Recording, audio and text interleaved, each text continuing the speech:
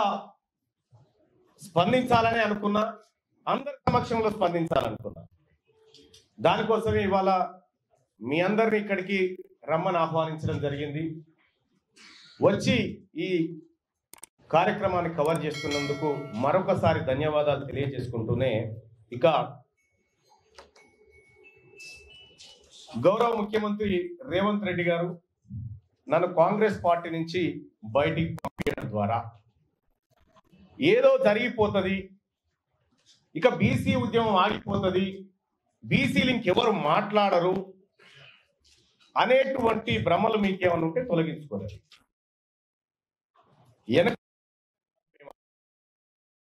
ఆధునీకరించబడి ఆలోచన మెరుగుపరుచుకొని వచ్చిన మలిదశ బీసీ ఉద్యమకారులు మేమంతా ఇప్పుడు పుట్టుకొచ్చిన వాళ్ళం.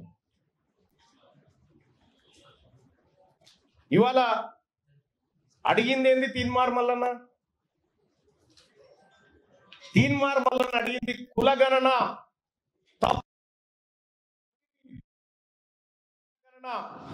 చిత్తు కాగితంతో సమానం, బీసీలను ప్రజలను చేస్తున్నట్టు చెప్పి తగలబెట్టడం జరిగింది. తగలబెట్టడమే తప్పైతే బీసీల మంచిని కోరి బీసీలకు న్యాయం జరగాలని కోరి తగలబెట్టడం తప్పైతే చేస్తాం. కానీ ఇవాళ మీరే చెప్పిరు, భారతదేశానికి ఆదర్శవంతమైనటువంటి కులగణన మనం చేయబోతా ఉన్నాం, ఇది నా జన్మ సార్థకం అనేటువంటి డైలాగులు పెద్దవి కొట్టిరు. నేను కూడా చెప్పిన కులగణన చేసే క్రమంలో ముఖ్యమంత్రి గారికి నేను కూడా సూచన చేసిన. 1931 తర్వాత అసలు మా తలకాయలను లెక్కించినోడు లేడు కులాల వారిగా. మీరే ఆ మంచి కార్యక్రమం చేపట్టిరు. మీరు చేపట్టే కార్యక్రమం దేశానికి ఆదర్శంగా ఉండాలి, రాహుల్ గాంధీ గారు తల ఎత్తుకొని మాట్లాడే విధంగా ఉండాలి, దీని ఒక పండుగ వాతావరణంలో చేయాలనేటువంటి మాట చెప్పడం జరిగింది. నిజంగా కులగణన సక్సెస్ చేయాలనేటువంటి ఆలోచన గనుక రాష్ట్ర ప్రభుత్వానికి అందులో ఉన్న అగ్రవర్ణాలకు నిజంగా ఉంటే కులగణన ప్రారంభోత్సవమే వేడుకల ముఖ్యమంత్రి గారు ఆయన ఇంట్లో, మంత్రులు వాళ్ళ ఇళ్లలో, ఎమ్మెల్యేలు కాంగ్రెస్ పార్టీ నాయకులంతా ఎవరింట్లో వాళ్ళు మొదటి రోజు చేసుకొని సమాజానికి ఆదర్శంగా చూపించటం.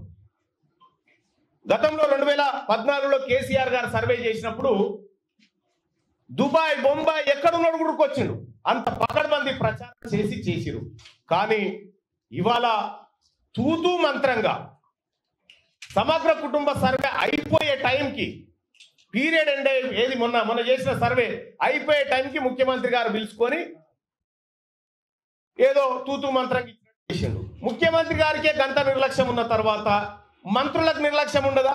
కింద క్యాడర్కు నిర్లక్ష్యం ఉండదా? పోనీ చేసిండ్రేదో మీరే చెప్తిరి. ఆదర్శవంతమైన సర్వే ఎప్పుడైతే 100కి 100% చేసి 100% లెక్కల్లో పక్క తేల్చి సర్వే బయటికి వస్తే అది ఆదర్శవంతమైన. మీరు చేసినటువంటి సర్వే ఆదర్శవంతమైన సర్వే కాదు, అది అగ్రవర్ణాలను ఎక్కువ చూపించి అనగారిన వర్గాలను తొక్కి పెట్టడానికి మీరు ఉపయోగించుకున్నటువంటి సర్వే. ఈ సర్వేను బీసీ సమాజం ఎట్టి పరిస్థితుల్లో యాక్సెప్ట్ చేయడానికి సిద్ధంగా లేదు. నేను సర్వే రిపోర్ట్ కాలబెట్టిన తర్వాత అట్లా కాలబెట్టడం తప్పు అని చెప్పి షోకాజ్ నోటీస్ సస్పెన్షన్ చేసినావు. ఒకవేళ నాదే తప్పైతే నువ్వు మళ్ళీ సర్వే ఎందుకు చేసినావు? మరి మళ్ళీ చేసిందే తప్పైతే మళ్ళీ సర్వే చేయాల్సినటువంటి అవసరం ఎందుకు ఏర్పడ్డది? ఇక్కడ సర్వేలో కూడా క్లియర్గా ఫస్ట్ ఏం చెప్పినాం మనం, 3,54,000 ఇండ్లు ఇంకా సర్వే చేయలే, 16 లక్షల మందిని చేయాల్సి ఉంది అనేటువంటి మాట చెప్పినాం. వాళ్ళు ఎందుకు చేయలేదంటే అనే మాట చెప్పినాం. అయిష్టంగా ఉన్నోని దగ్గరికి మళ్ళీ మన ఎమ్యూనరేటర్ను పంపన్నా, లేకపోతే అయిష్టంగా ఉన్నోడే మళ్ళీ మన దగ్గర రావన్నా. నేను ఒకటి అడగదలుచుకున్నా, ఇక్కడ 3,54,000 ఇండ్లను మనం ఇంకా సర్వేలో పాల్గొనలేదని చెప్పినాం, 16 లక్షల మంది అని చెప్పినాం. ఈ 16 లక్షల మంది అన్న సంగతి మీకు ఎట్లా తెలిసింది? మీరు ఎట్లా కంక్లూజన్కి వచ్చారు దీని విషయంలో? ఇవాళ ముఖ్యమంత్రి గారే పదే పదే తన ప్రెస్ మీట్లలో మాట్లాడుతూ దొరికిపోతా ఉంటే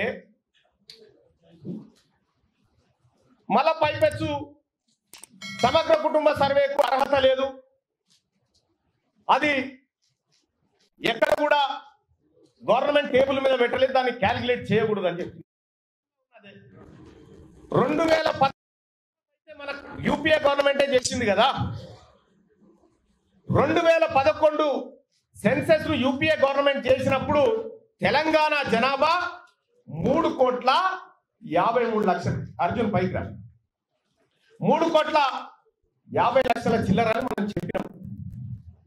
ఆ రోజు 83 లక్షల ఇండ్లు ఉన్నాయని చెప్పినాం. ఇలా ముఖ్యమంత్రి గారు చెప్పినటువంటి లెక్క 1,15,00,000 ఇండ్లు ఉన్నాయని చెప్పారు. 1,15,00,000 ఇండ్లుంటే ఈ 83 1,15,00,000 దాదాపు 32 లక్షలు పెరిగింది. 32 లక్షల మంది ఇండ్ల కొత్త ఇండ్లు వస్తే వాళ్ళకి ఒక్కడా నిలడం. మరి 32 లక్షల ఇండ్లలోంచి ఒక్కొక్క మనిషిని లెక్క పెట్టినా కూడా తెలంగాణ జనాభా 3,90,00,000 కావాలి. కానీ ఎందుకు కాలే? ఇలా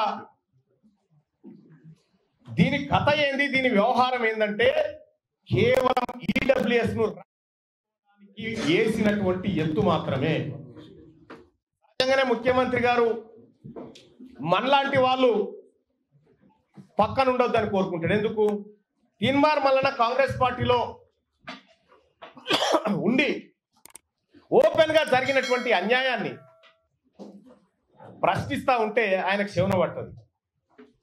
నేనే కదా ఈడబ్ల్యూఎస్ కోటా అన్యాయంగా 6.98% ఉన్నటువంటి వాళ్లకు 10% రిజర్వేషన్ ఇస్తున్నారని నేనే 4 సార్లు రిప్రజెంటేషన్ ఇచ్చాను.